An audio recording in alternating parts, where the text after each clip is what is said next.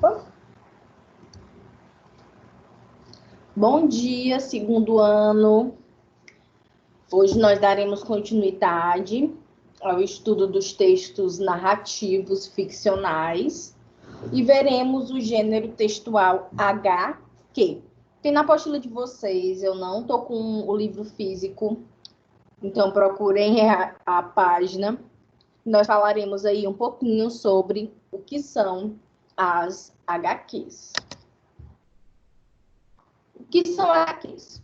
HQ é uma sigla para histórias em quadrinhos. As histórias em quadrinhos são textos considerados literários e ficcionais, e é um gênero textual que, por ser narrativo, ele é utilizado para contar histórias.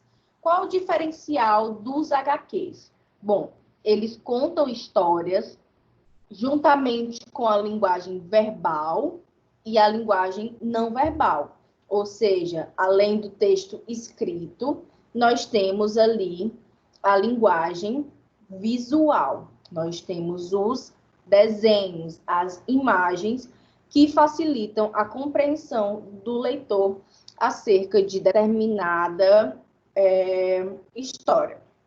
Em geral, apresenta uma linguagem mista, ou seja, é formada de uma sequência de imagens verbais e não verbais combinadas, ou apenas imagens visuais. Então, nós temos essas duas possibilidades. Nós temos HQs onde nós não temos a linguagem verbal, nós temos só os desenhos, mas eles contam uma história. E nós temos os HQs onde nós temos a linguagem mista, que é tanto os desenhos quanto a linguagem verbal. Por que eu disse que mesmo sem a linguagem verbal, os HQs contam história? Porque eles possuem aqueles elementozinhos fundamentais do tipo textual narrativo, que são personagens. Sempre que tiver um HQ, eu vou ter personagens. Podem ser pessoas, podem ser objetos, podem ser seres inanimados, pode ser qualquer coisa, mas eu tenho personagens. Essa história se passa em determinado lugar, então eu tenho um lugar, em determinado tempo, então eu tenho um tempo, e essa história ela possui acontecimentos, então eu tenho um enredo, e esses acontecimentos se concluem. Então eu tenho também ali o desfecho dessa história. E às vezes eu posso ter um narrador. No caso, o narrador geralmente vem quando eu tenho um HQ de linguagem mista, que são os mais comuns. Então, os HQs são isso, né? Um gênero textual narrativo, porque conta uma história, só que utiliza recursos extralinguísticos, como a imagem e outros elementos que nós vamos ver já já. Bom, os artistas utilizam diversos recursos gráficos nesse gênero textual, com o intuito de trazer o leitor para dentro da história contada. Para comunicar as falas dos personagens, por exemplo, são empregados balões com textos escritos. O formato desses balões também transmite intenções distintas. Bom, quando eu estou lendo um HQ, eu tenho lá os balões que indicam o que o personagem quer transmitir. O mais comum é o balão de fala, né, que é aquele redondinho, que tem um pontinho assim, que indica a fala do personagem, mas nós temos diversos outros tipos que indicam diversas outras intenções. Então, é um recurso gráfico utilizado para que a mensagem chegue ao leitor de maneira mais densa e de uma maneira muito mais, como é que eu posso dizer, muito mais íntima. Eu trago o leitor para a história porque ele se conecta ali com as sensações do personagem através desses recursos gráficos, por exemplo. Também temos o emprego de recursos expressivos, como as onomatopeias, os tipos de letra diferentes, quando eu quero indicar alguma coisa, eu coloco um negrito. Negrito, por exemplo, quando a palavra está grafada de maneira incorreta. Por exemplo, vocês já devem ter tido contato com algum texto da Turma da Mônica. O Cebolinha, como vocês sabem, ele tem um probleminha de fala. Sempre que tem uma palavra que é dita pelo Cebolinha de maneira errada, elada no caso, é colocado em negrito. Então, isso é um recurso visual também. Em diversas outras situações também pode ser utilizado negrito, itálico, sublinhado. Sinais de pontuação também são frequentes. E as onomatopeias, que são a imitação, né? Nós já vimos isso anteriormente, nas figuras de linguagem, que são a tentativa de se imitar o som que as coisas fazem. Isso são as onomatopeias, que é um recurso também muito comum nos HQs. E nós também temos as metáforas visuais. São aqueles elementos que estão ali para lhe indicar algo. Por exemplo, quando tem lá um saquinho de lixo, aí tem aquela muvuquinha e umas mosquinhas ali. Você sabe que aquilo ali está indicando que o lixo está fedido. Não foi preciso dizer, nenhum personagem disse, ó, que lixo fedido.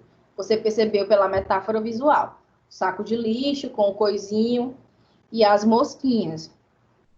Por exemplo, quando um personagem cai, que bate a cabeça, que fica aquelas estrelinhas aqui rodando na cabeça deles, você sabe que o personagem caiu, se machucou e ficou tonto, né?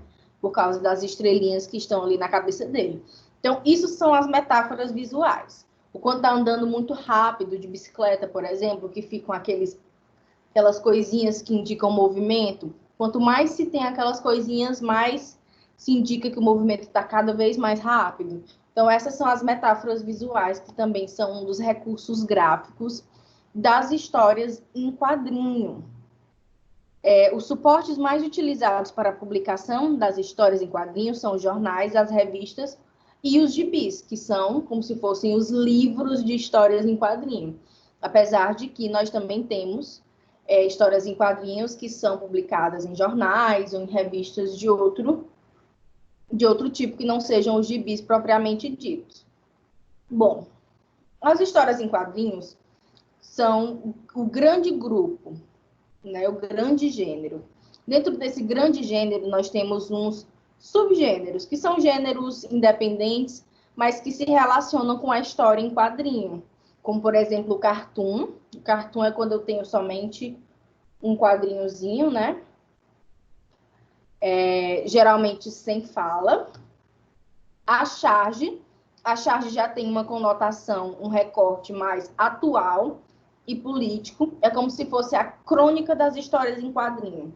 Geralmente, as charges ela tem um período de vida curto, porque se relaciona muito intimamente com o período que está sendo vivenciado. Por exemplo, se eu fizesse agora uma charge sobre coronavírus, daqui a 5 anos não estaremos mais vivendo isso, ela já não vai ter o impacto que se tinha há 5 anos atrás, nos dias de hoje, no caso. Nós temos a tirinha, que é uma espécie de HQ menorzinho, né? Geralmente uma tira, um conjunto de tiras, que também conta uma história que é muito presente em jornais, revistas, é o que mais nós vemos em outros veículos, em outros suportes que não sejam o gibi, são as tirinhas. Então, vamos lá dar uma olhadinha nesses recursos visuais. Bom, nós temos aqui os tipos de balões, que é muito importante, né? Que a gente conheça, pelo menos, os principais, porque a gente consegue se conectar melhor com a expressividade que o personagem quer passar para o texto. Então, somando todos esses recursos gráficos, você consegue se conectar de uma maneira incrível com aquele texto. É por isso que as histórias em quadrinhos, HQs, são tão atrativos para crianças e para adultos. Não é um gênero textual que se relacione à infância. Eu, por exemplo, sou apaixonada por HQ. Eu leio os clássicos, eu não leio os... Na verdade, leio mais poucos, os HQs da Marvel e da DC, eu leio a Turma da Mônica mesmo, e revista do Cezinho. Eu não consegui superar a infância em diversas questões da minha vida. Os HQs é uma delas. Não consigo me desvincular dos meus gibizinhos de criança. Então, a gente tem aí, voltando para cá, né, saindo dessa parte, dessa saudade da infância, os tipos de balões. O balão clássico da fala de personagem, o que vem assim com as linhazinhas cortadas, que indica que o personagem está falando bem baixinho, está cochichando. O clássico, que é a nuvenzinha de pensamento, com as bolinhas. O de grito de socorro. O balão de fala, com diversas perninhas, né, que indica a fala de mais de um personagem ao mesmo tempo. Esse que tem a lâmpadazinha, que é uma metáfora visual, dentro do balão, que indica que ele está tendo uma ideia naquele momento. Esse aqui que utiliza a pontuação, que indica que ele está com dúvida, o personagem. Esse que é a exclamação, ele está admirado, surpreso, impactado. Os 3 pontinhos, que é quando o personagem não sabe o que dizer, foi pego de surpresa, não sei. Esse aí, que é derretendo assim, que indica choro. Esse mais dançantinho, que indica música, canto, enfim. E uns mais escuros, que indicam que o personagem está zangado, que ele está nervoso, que são mais tremidinhos assim. Depende muito ali do contexto do quadrinho todo em si. Então, vamos ver isso em alguns quadrinhos. Ó. A gente tem aqui o do Chico Bento, onde nós podemos ver, por exemplo, metáforas visuais. A gente tem aqui aquelas ondinhas indicando o pulo do Saci Pererê. A rede tem os pontinhos assim, né? As listrinhas, que são essas metáforas visuais também que indicam movimento, que são super importantes para que a gente construa o sentido do texto. A gente percebe que ele está puxando com força a rede, pensando que era um peixe, na verdade é uma bota, então ajuda a construir o sentido do texto. Aqui, quando tem a mãozinha do Saci cutucando ele, nós também temos a metáfora visual, que indica movimento, né? A cutucada. Então, tudo isso ajuda na construção de sentido do texto. Aqui, no caso, a gente só tem um tipo de balão, que é o balão de fala, tradicional. Bom, aqui a gente já tem um outro tipo de balão, também está cheio de metáfora visual, né? Como vocês podem ver, tem as linhazinhas, o suorzinho pulando da cabeça do Cebolinha. E a gente tem esse balão mais tremidinho que indica que a fala não é uma fala normal. No caso, o Cebolinha chega cansado, depois eles ficam tensos, né? Rola ali a tensão entre o Cebolinha e a Mônica, porque eles se amam e se odeiam ao mesmo tempo. Um clássico das histórias, adoro, inclusive, adoro um clichê. Então, a gente tem aí essa utilização desse balão diferente. Nós temos as imagens que ajudam a construir o sentido do texto, e nós temos o texto propriamente dito, né? Aqui um bom exemplo, né, de metáfora visual. Inclusive, até brincaram com isso. A Luluzinha bate a cabeça na árvore e fica com as estrelinhas, aí ela pega e caça a estrelinha e guarda. Então, a gente tem aí um exemplo de quadrinhos sem o elemento linguístico, a não ser o título, mas você consegue compreender a história somente com as imagens.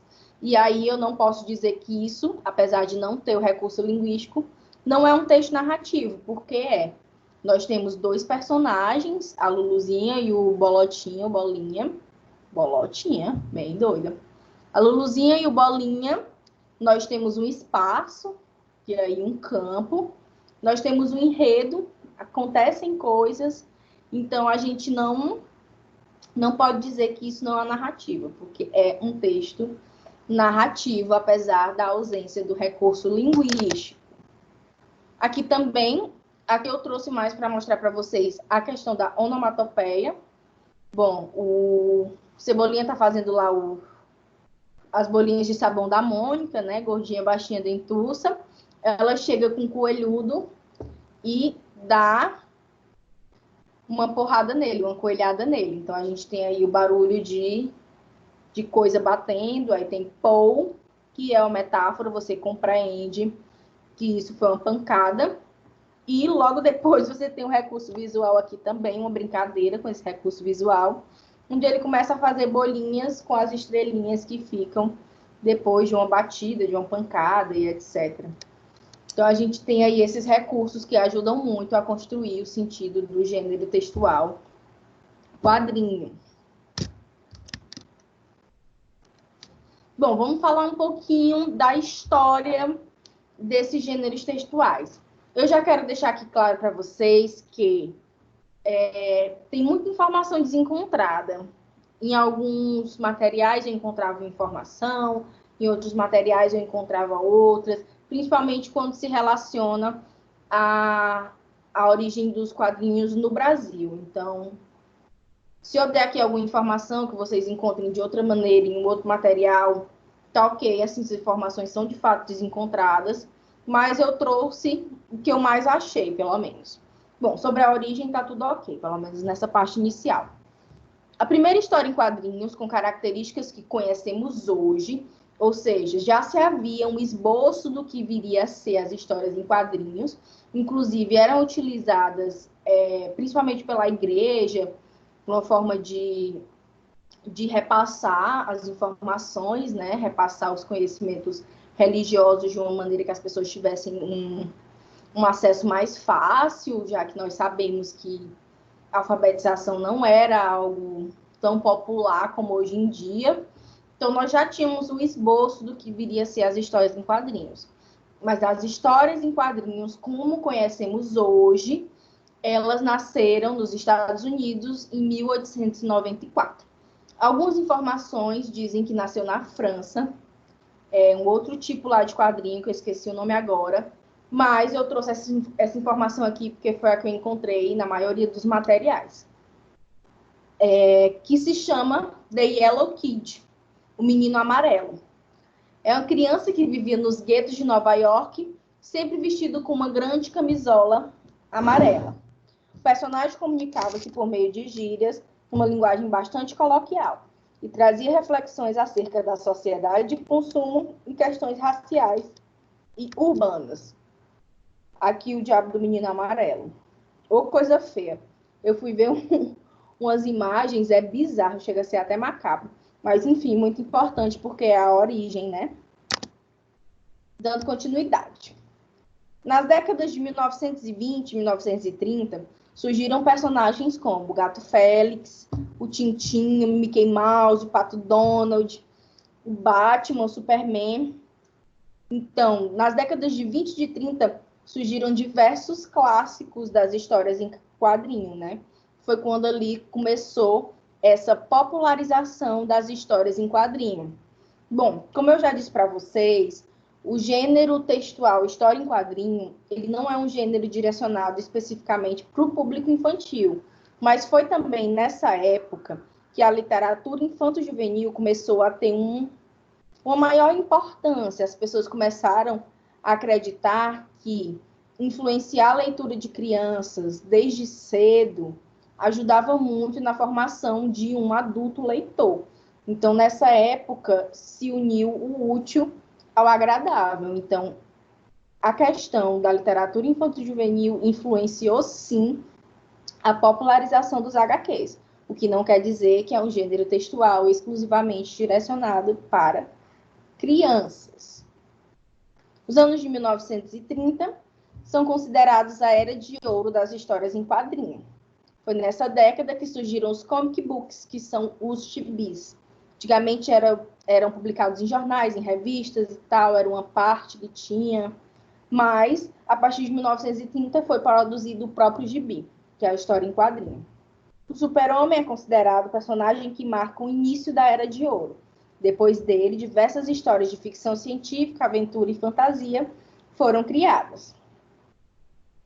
Essa informação aqui era para estar em outro lugar. Deixa eu recortar. Ui!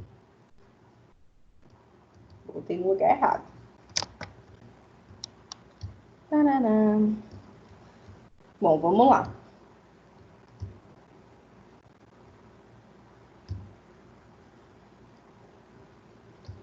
Outra coisa que eu esqueci de mencionar, que também é muito importante. Aquilo ali, que inclusive era para ter essa outra informação aqui colada.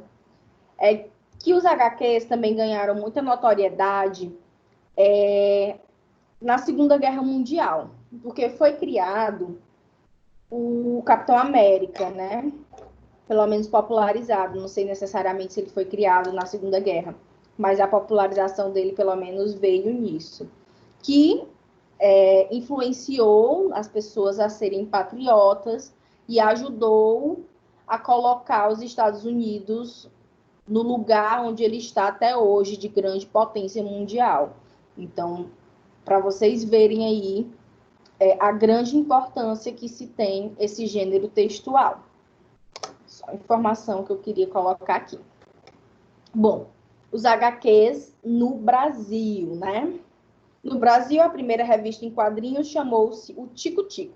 Não significa que foi o primeiro HQ produzido no Brasil. Foi a primeira revista em quadrinho, o primeiro gibi. Nós já tínhamos quadrinhos publicados em revistas, em jornais de maneira solta. O que não se tem é quando foi publicado o primeiro. Essa informação eu não encontrei em lugar nenhum. Mas a primeira revista, o primeiro gibi foi o Tico Tico, em 1905. Idealizada pelo artista Renato de Castro, foi influenciado pela HQ francesa La Semaine de Suzette. Meu francês é péssimo. E teve como personagem mais popular o garoto Chiquinho. Mas foi em 1960 que o público teve um gibi inteiramente colorido com a publicação de A Turma do Pererê, do cartunista Ziraldo. Então percebam que apesar do gênero ter chegado no Brasil, a popularização dele aqui no país só se deu a partir da década de 60, um dia desses. Então a gente tem aí esse atrasozinho.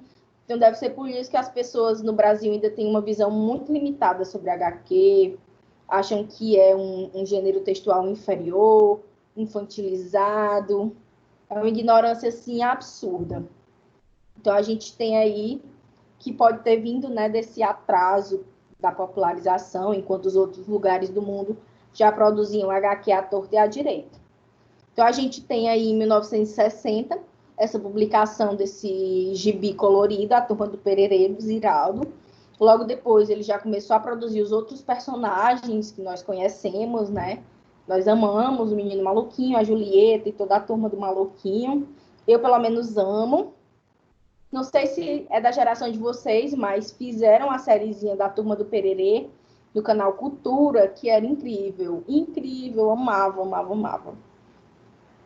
Saudades. Saudades também da sériezinha do Menino Maluquinho, que também era incrível, também passava no canal Cultura. Ou era no Futura, não lembro, mas eu acho que era no Cultura. O gibi foi apresentado pela editora Cruzeiro e trazia personagens inspirados na cultura nacional.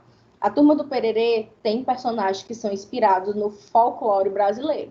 O próprio Saci, né, nós temos lá os amiguinhos dele, que são personagens folclóricos da cultura brasileira. Foi também na década de 60 que surgiu a história em quadrinhos mais conhecida do Brasil, inclusive uma das poucas com renome internacional, que é a Turma da Mônica, criado pelo paulistano Maurício de Souza. A revistinha fez tanto sucesso que hoje é publicado em mais de 40 países e traduzida em 14 idiomas.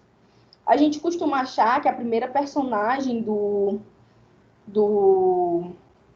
Maurício de Souza foi a Turma da Mônica, quando na verdade foi o cãozinho Bidu.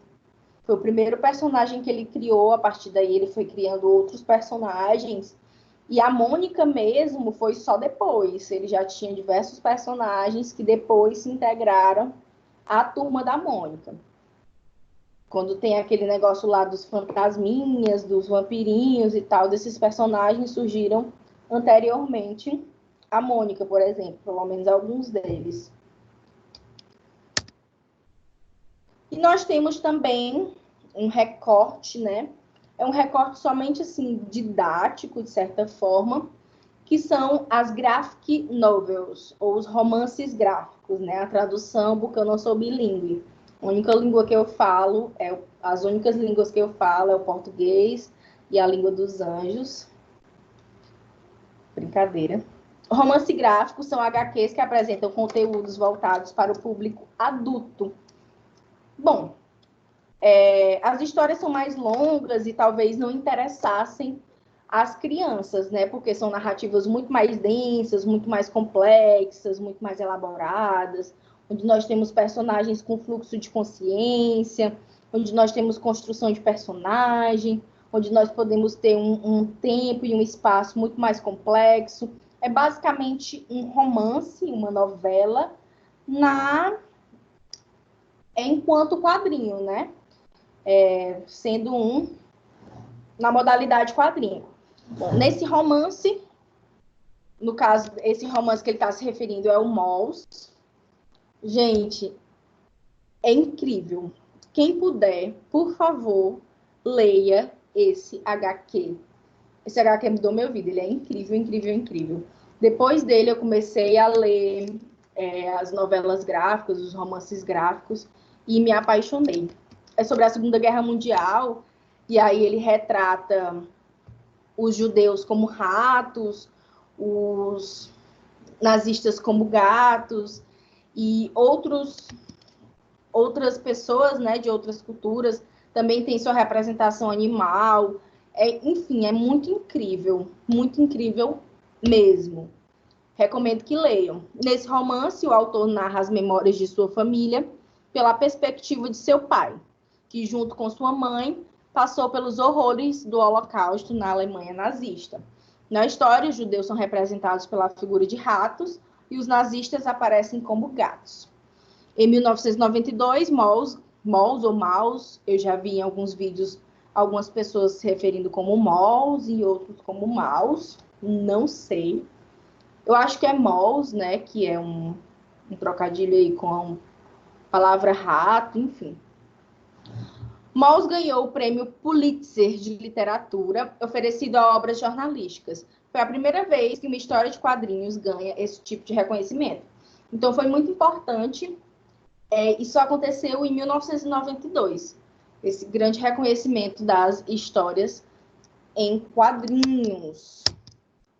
Também trouxe para vocês um exemplo de outro romance gráfico, que é Persépolis, que é a história em quadrinhos francesa, autobiográfica, da Marjane Satrap, que retrata sua infância até seus primeiros anos de vida adulta no Irã, durante e após a Revolução Islâmica. Persépolis lembra os leitores da precariedade da sobrevivência em situações políticas nacionais. Bom, nós temos a personagem criança, onde ela vive uma vida completamente normal, até que se tem a Revolução Islâmica, né, o período ditatorial, e aí ela começa a viver uma outra vida totalmente diferente da que ela vivia antes, que tinha liberdade, etc e tal. É incrível. Eu tenho ele, inclusive, vou pegar aqui, só um minuto. Aqui, meu lindão. Acabei de pegar na minha estante. Quem quiser o PDF, eu tenho, viu? Dos dois. Tanto do Mols quanto do Persépolis. E, por hoje, é só. Espero que vocês tenham gostado da nossa aulinha sobre o gênero textual, história em quadrinhos. Peço desculpa por não estar sendo uma aula online. Eu adoraria que essa aula fosse online, mas eu tive os imprevistos e amanhã não poderei estar online pela manhã. Diversos imprevistos, um deles foi a chuva e meu quintal alagou. E é isso. Qualquer dúvida, me mandem pelo chat, qualquer colocação que vocês queiram fazer. Também me mandem pelo chat. Eu sei que nós temos alguns alunos que gostam do gênero textual em questão. Esqueci de falar dos mangás, né? Que também é um gênero textual e história em quadrinhos, só que é mais específico. Depois a gente fala deles. Também gosto muito. E é isso. Por hoje é só. Beijão, segundão. Façam o mapa mental, então as anotações dessa aula. Eu quero receber até o dia... Opa! Enfim, até terça-feira da próxima semana. Não consegui visualizar aqui. até dia 14. Bem louca, né? Sabe que depois de 7 dias depois é 14. De humanas mesmo. Enfim, até dia 14 eu quero receber essas anotações. E por hoje é só. Tchau, tchau. Boa noite. Opa, bom dia. Eu que tô gravando de noite. E até quinta-feira.